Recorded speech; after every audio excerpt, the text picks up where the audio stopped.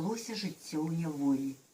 Было яно трывожнае, напоўненае чаканнем чагосьці жудаснага.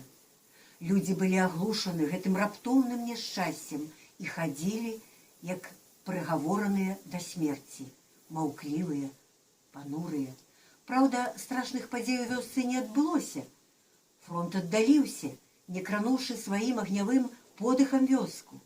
Немцы наведаліся 2-3 разы, паставілі старасту, набралі многа качак, курэй, некалькі кароў і загадалі сабраць у калгаснага поля ураджай і сыпаць у калгасны свіран.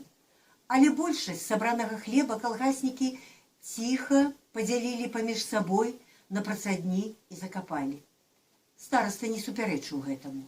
Старастам быў пастаўлены парты аднаасобнік Ларывон Бугай, вельмі маўклівы і непрыкметны чалавек. Аб ім, адзіным аднаасобніку ў сельсавеце, нават забывалі, а калі ўспаміналі, гаварылі: дзіўны чалавек. І пачыналі ўспамінаць, калі, хто і якое слова чуў ад яго.